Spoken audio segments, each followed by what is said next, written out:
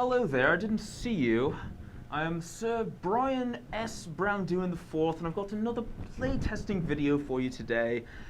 Special brew featuring some Dragon's Maze cards. It's junk tokens. I feel like I find myself playing this archetype at the beginning of each and every new format because it's just so damned good.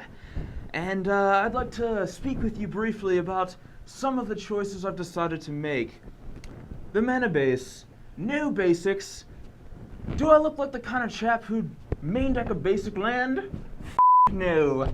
No basics, never. We want to make sure we have all our colors to cast some of these difficult to cast cards. Basic lands suck. Do have 2 Gavany Townships though, because this card is the nut high. Can't get away from it, don't want to. Gavany Township is amazing, especially with all these tokens. What else to say about that card? Let's talk a little bit about some of the other cards here. We've got 4 Intangible Virtues. So many tokens in the deck, including Thragtusk and Sorin and Voice of Resurgence, all able to create tokens. Intangible Virtue is just amazing with all these tokens. Some new cards here from Dragon's Maze. We have 4 Advent of the Worm. I think this card is amazing. 5/5 for 4 is already extremely good value. Trample, also good value on a 5/5 for 4. But the fact that it is instant speed is just amazing. Against a control deck, you can bait out a Wrath and then play at end of turn. You can, if your opponent attacks with their creatures into you, you can surprise block them, much the same way a Restoration Angel can. I think this card just does everything, especially in this deck where we have Intangible Virtue and cards like Tristani to populate it. Lingering Souls, I don't need to say much about this card. It's still Lingering Souls. It's pretty amazing, especially with Intangible Virtues and Sorins. And then Call of the Conclave has pretty much seen 0 play, but I actually really like it, and I've played it in all of my Intangible Virtue decks because it's just a very early roadblock against an aggressive deck, and when you're playing Intangible Virtue in your deck, it's basically locks on Smiter against other decks. So yeah, I really like Call of the Conclave, and would just jam it in any token deck for the most part. And then Celestia Charm also can become a token, but the sweet thing about it is it also doubles as a removal spell for some big creatures, or can push through the last points of damage with the +2/+2. Outside of the tokens itself, we have a lot of other cards here. We have Voice of Resurgence.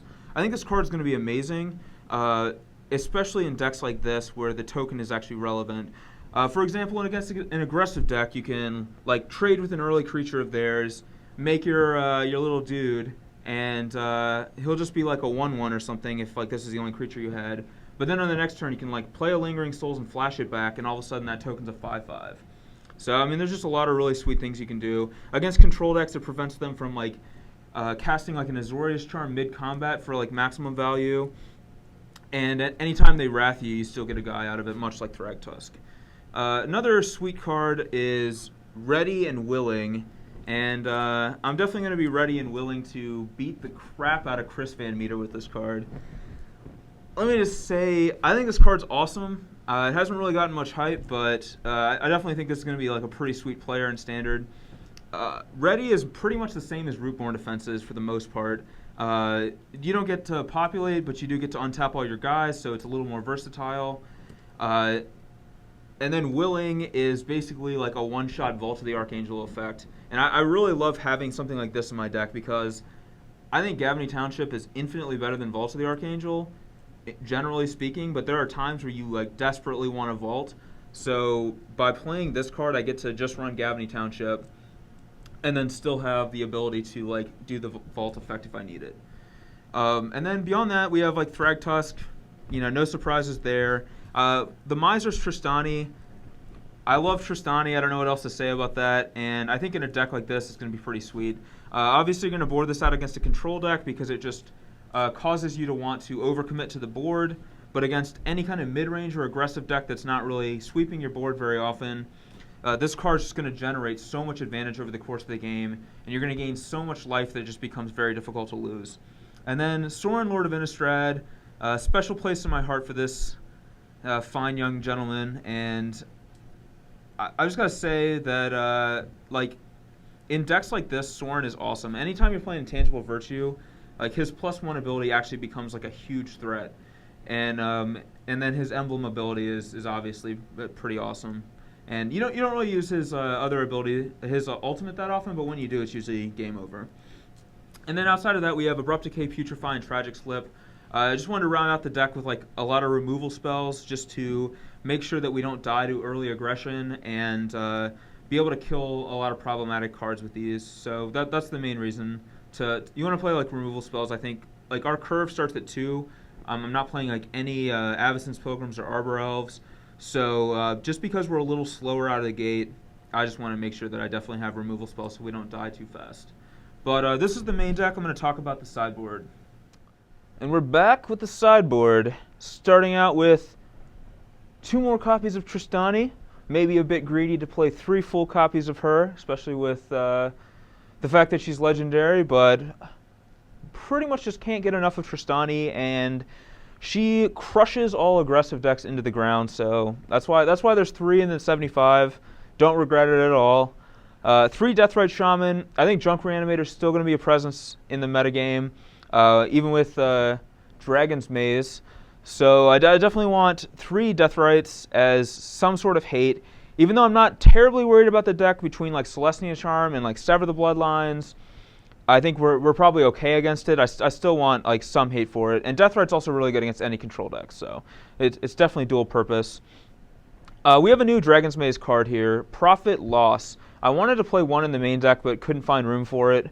So I ended up just boarding them both, and I think this card is pretty sweet in the format. It's a like 5 mana Zealous Persecution, just costs 3 more than Zealous Persecution, but you know, I'm willing to pay 5 for that effect because it's actually still just awesome.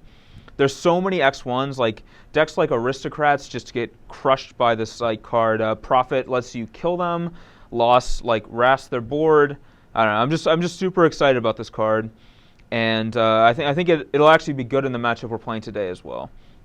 Sever the Bloodline, just basically for like any kind of big creature deck, like Junk Reanimator, for example. I just want to have access to a card like this to get rid of their Angel Serenities. O-Ring's just a very good all-purpose card. I like to play these cards at the beginning of formats when the format's kind of like still being discovered and you're not sure exactly what people are playing. Just good to have an answer to this. Like, you know, what if your opponent jams like some random card you just were not expecting and you can't beat? Like, having O-Ring definitely helps you out. And then Primal Hunter is mostly for control decks, but it's also really good against like decks like Jund. That's the reason to play like this on the board. Usually if you resolve this against a control deck, the game's going to end pretty soon thereafter. And then Duress also for control decks. I feel like we have a lot of good anti-aggressive deck tools, but we might be a little loose to control decks right now. Like our main deck, Soren, is really the only card that's like super good against a control deck.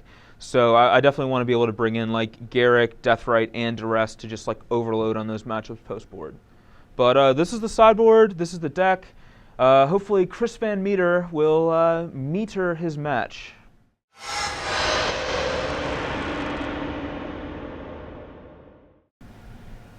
Ooh.